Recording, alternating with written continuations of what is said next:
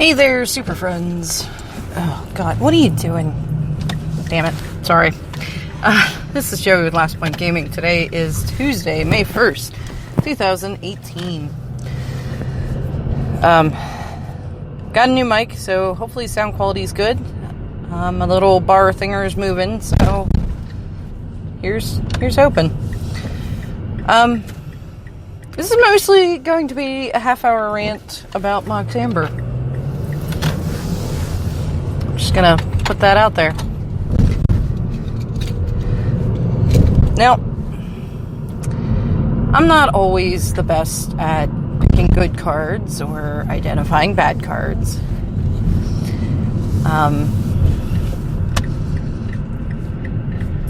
But my instincts aren't always good. But can we just talk about Mox Amber? In my opinion, this card is bad. Like, I was listening to Jim Davis did a green-white deck with Mox Amber, much like I talked about way back, that husband and I were joking about, like, you know, this is how you exploit Mox Amber, and involve turn 1 Ovaya Pashari, because that's the only creature in Standard that you can turn Mox Amber on turn 1 with. Plus Lana War Elf, then turn 2 Karn, but in general, like, we came up with this scheme not because it's like, oh, well, you know, Ovaya with Shannon? I don't think that's right. I think it's an SH, though. The green-white 2-drop legendary from Dominaria.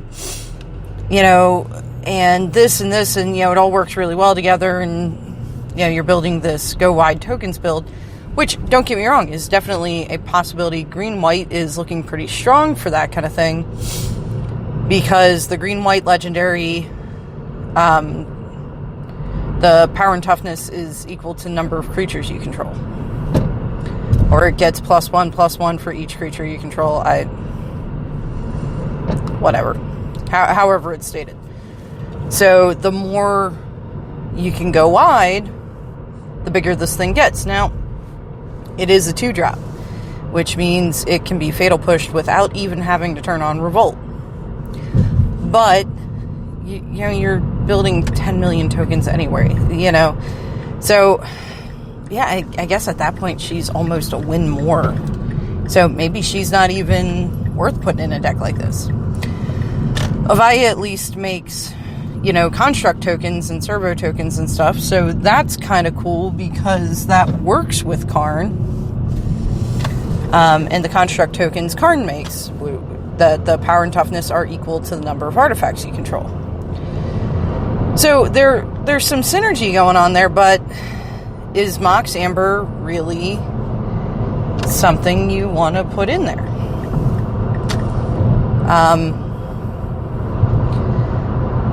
Jim was running Channeler Initiate. I haven't seen anybody try to run that card in forever, because, I don't know, that's another one that, when it first comes down, it is very weak to damage space removal, because it comes down with the -1/-1 counters on it.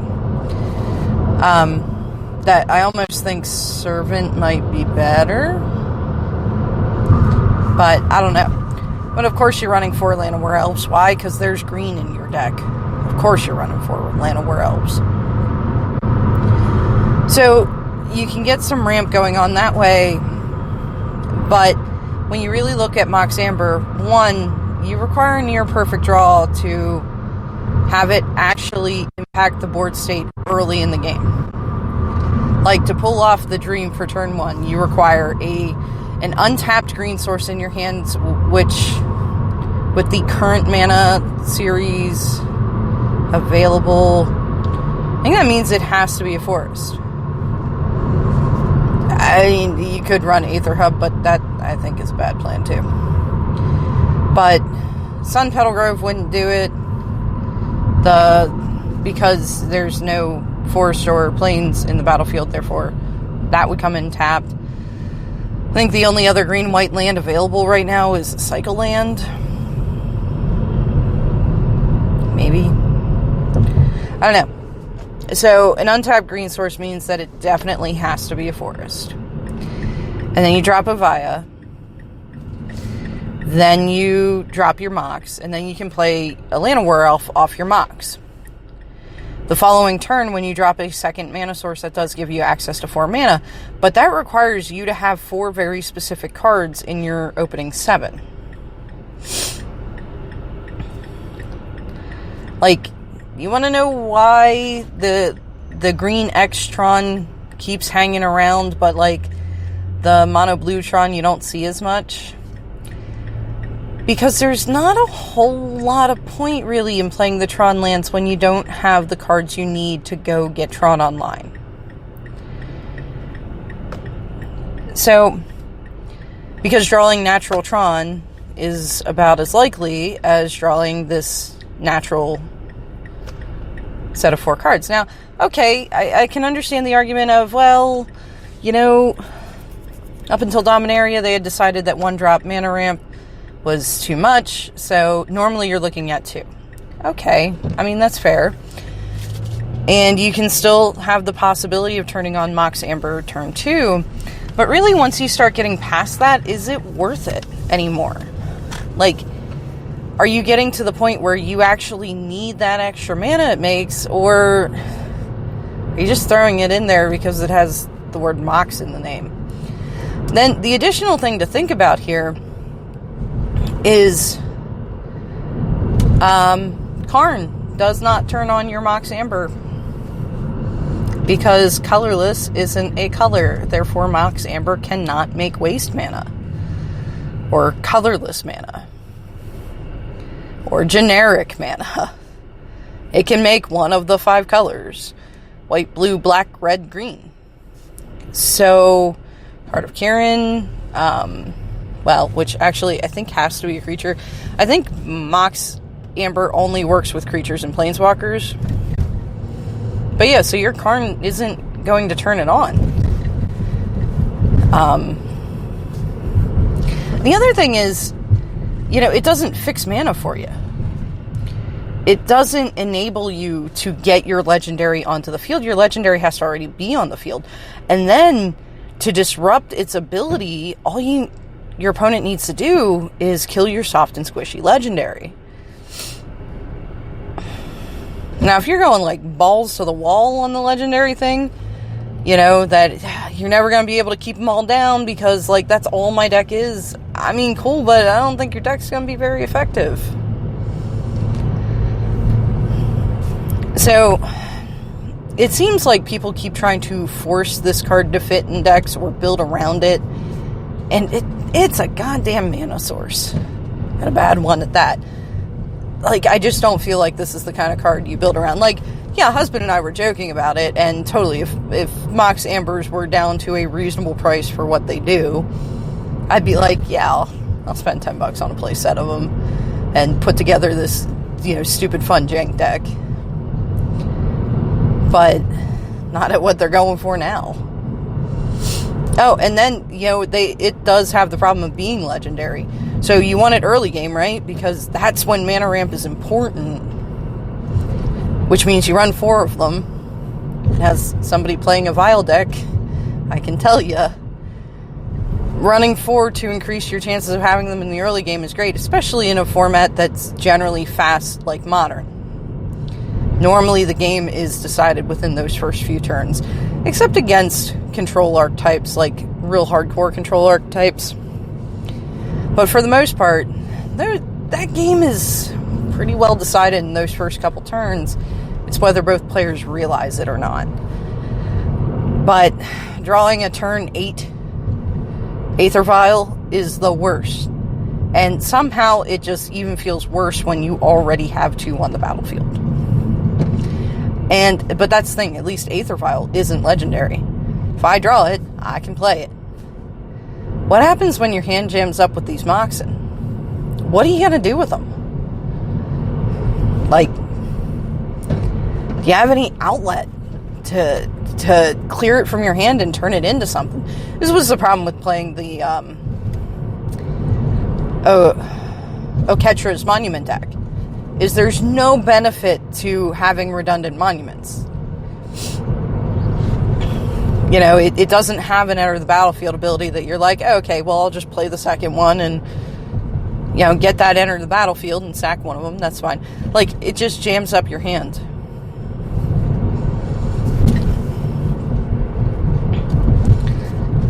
And I feel like that's the same problem you're going to run into here.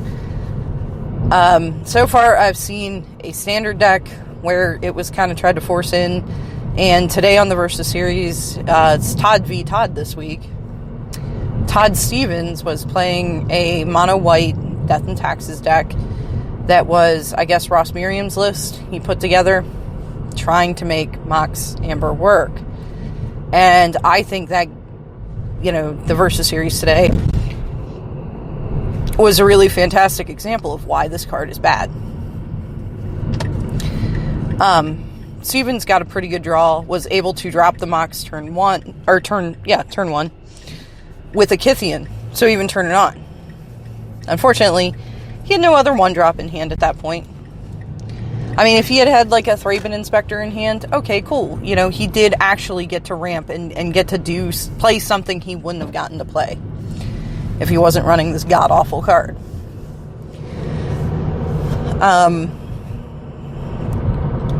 And yeah, he had the mana source for a bit. He did use it a few times. And then Anderson killed his Gideon after he flipped from Kithian. And then this Mox just sat there and looked really embarrassing. I don't think he drew a redundant one that I can recall, at least in that first game. But yeah, it was exciting for like half a second, and then just kind of all of a sudden was like, wow. And yeah, now I mean, props to Ross for, you know, trying to build around, trying to, you know, make this card into something. But I think people are trying to force it. Now, I don't know, like, if Ross was just like, all right, let's see how we can make this work in Standard, or in Modern. But it seems like this card is pushing people to try to build around it. And that seems just so counterintuitive. So, and I mean, I could be wrong about this. Could be in, you know, a month, somebody will have found a way to crack this wide open, and these things will be worth an insane amount of money. I'm going to go with I doubt it. Now, I understand Mox Opal wasn't really the hotness when it was in Standard. And even now, there are really only 2 decks that play it, maybe 3. I don't know if Cheerios plays it or not, but Cheerios isn't really a tier 1 deck. It's this kind of sideline deck that pops up every now and again. But 2 tier 1 decks that I absolutely know play it are Affinity, Robots, and Lantern Control, because they're artifact-based decks.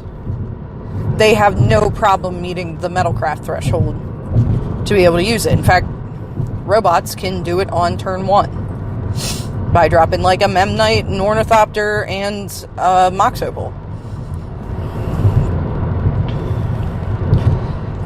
Lantern's just a tad bit slower than that. And so I can see why Robots wants this card. And really doesn't mind, like, okay, cool, I drew a second one, so I'm going to float 1 mana off this one, drop the second one, sack the old one, and get a second mana. So there's a use there. And I guess actually you can do the same with Mox Amber, provided you have it turned on.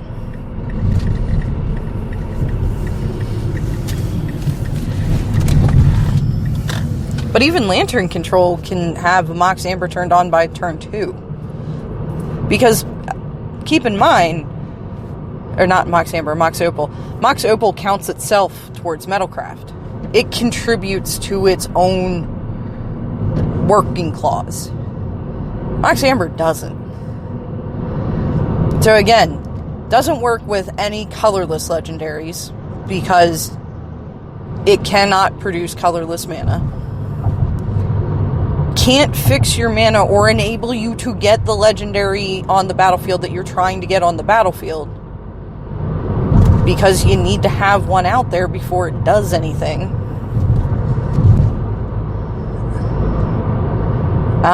So it's slow and pretty easily disruptible mana. I don't think it's good. I don't think it's the worst mana rock ever printed, don't get me wrong. But I don't see this. I 100% do not see this being played in Modern. I mean, really think back over the last, 6 months in Modern and count how many legendary creatures you can recall ever being on the battlefield. Or Planeswalkers. You got the 2 lilies of the Veil and Last Hope. Tassiger. I've heard tell people are starting to play Kythian in the humans build, and what? Why? I mean, go ahead, play that card a lot, make them worth money, because I got 1 billion of them, but seems a little underwhelming. Thalia, Guardian of Thraben. Every once in a great while, you'll see Thalia, Heretic Cathar. That's about it. I mean, as far as actually competitive Modern decks. Now, there are some fun sideline decks. And okay, maybe a deck like that will want for this card. Now, Husband did point out something that may push the value of this card up is for some... I don't get Commander at all. Consequently, I don't really get Brawl either. So, perhaps these 2 formats will want this card. I don't play Legacy or Vintage. I barely watch Legacy or Vintage. If I happen to catch Jody Keith streaming, he's streaming Legacy, or Caleb Shear. That's about all the Legacy content I watch. So, I don't know, maybe one of these other formats will want for it, but in Standard and Modern, I think you're going to do your deck more harm trying to fit it in there and, find that condition to make it work than it is worthwhile, and you're just going to hurt yourself in the end. It's like, what deck was I watching last night? I would say it was another Jim Davis deck. I mentioned that's who I was watching with the green-white tokens build today with Mox Amber. Yeah, that was Jim Davis. Who was I watching last night? I think it was a mono-white deck. And what was... there had to be something about the deck that caught my attention that I'm like, oh, that sounds fun. I remember it was a lot about getting the City's Blessing online. Oh, you know what? I think it was Mono White Knights. Which, personally, I really feel like you should go Black White Knights if you're going to go that route, but I'm sure Jim Davis knows better than me, but... And he talked about how there were cards that were chosen with the specific idea of wanting to turn on City's Blessing. Because he was running the 03 dinosaur for 1. I don't remember what it's called. Something Snubhorn, something. Because a lot of his deck was weak to the Goblin Chain Whirler. So he wanted this creature with the big butt to be able to stick around. But is kind of worthless unless you have City's Blessing. So he did, focus on being able to get City's Blessing online pretty fast. And that caused him to choose some cards for the deck that maybe weren't the most efficient plays. But, it's the early season here with Dominaria Standard. So you're seeing a lot of, decks that sound neat and then not play so well. Like, Is It Wizards sounded great. And I watched Taryn, his deck tech on it, where he made it clear he didn't think the deck was great. I didn't actually go watch that stream. I should go back and watch that one. But it seemed like this great idea with essentially getting to have OG Counterspell and OG Lightning Bolt if you controlled a wizard. So, like, cool, Is It Wizards gotta be a great fun deck, right? And it's like, wow, there actually aren't that many wizards in Dominaria. And then on top of that, there are even fewer that do things. So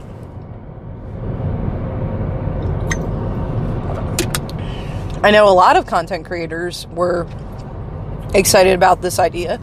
Taryn being one of them, he was super stoked about it. And then, when you look at the reality of it, you're like, oh, that was much better in my head.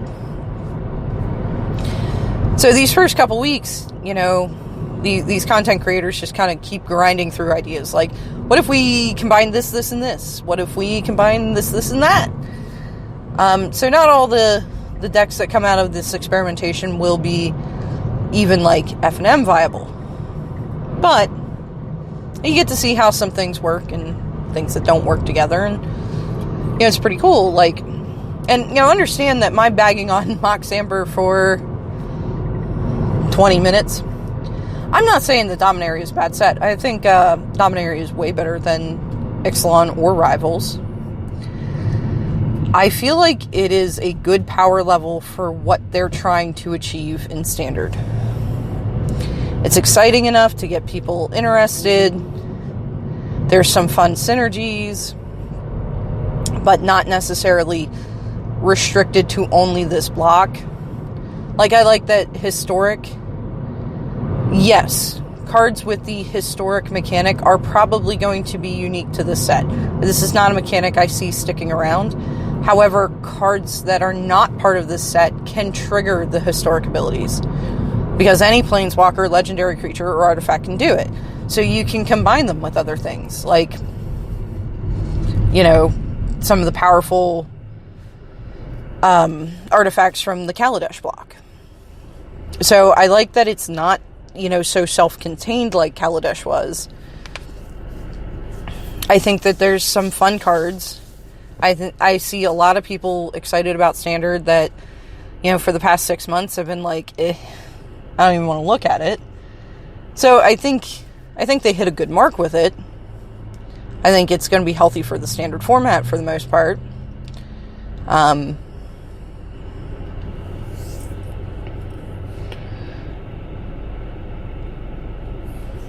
think it's going to be pretty fun to play. I did not have a great time drafting it today, but Boo was also in my draft pod, and it was a 5-man draft pod. Neither of these things make for a fun drafting experience. Though props to Boo, she did at least mostly stay in 2 colors this time. But, yeah, I'm not sure about the limited format on it. I had a good time 2-headed giant. I don't know about solo sealed. I haven't done any of that yet. And I'm sure a regular draft would not be as obnoxious. But I mean, as far as adding to Standard Constructed, I think it's good. I don't know, you would have to go ask somebody else if it's good for Brawl and, well, the Brawl format. Because, I have, like, absolutely zero interest in that format. Now, that's not to say that if you do have interest that I think there's something wrong with you or whatever. No, hey, whatever brings you joy in the game, cool, do that. It seems like, to me, you'd end up running a bunch of bad cards. 60 card singleton deck, restricted by the colors of your commander, with such a shallow card depth. It's why Tribal's actually generally pretty hard to pull off in Standard, because you're looking at a shallow card pool. Even with a land like Unclaimed Territory, you're probably, because you don't have that many mana sources to get you whatever color mana you need, like, you figure Vile Humans had 12, or has 12. 4 is not really enough to say, well, I can play any color of human, or whatever tribe. So you're probably sticking to 2, maybe 3 colors. And you're looking at the shallow card pool that is standard, and then limiting that even further by, I only want creatures with this creature type. Generally, for tribal to be worth it in standard, there has to be a card like Thalia's Lieutenant that makes it worthwhile, that gives you a synergy.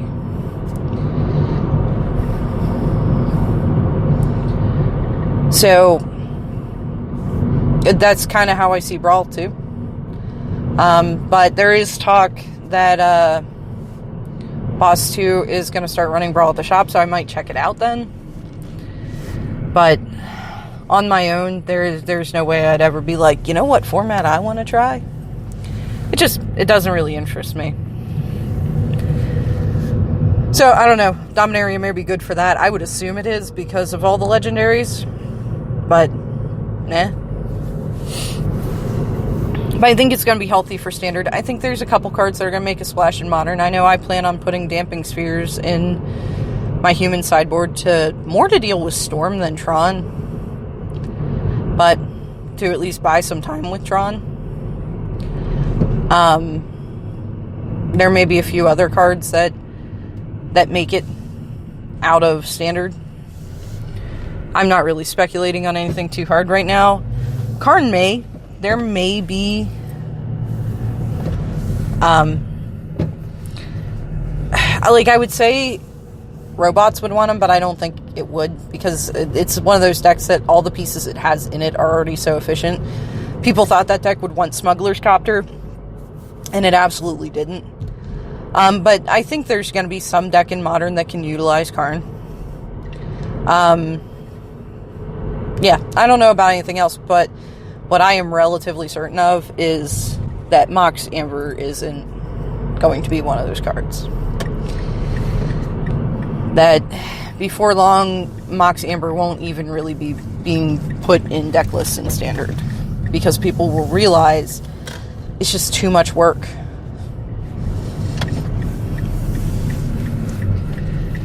But all that being said, I am home now, so as always, thank you all very much for listening. I really appreciate it. And hopefully I'll talk to you again this week. I know it's been spotty still, but yeah, hopefully.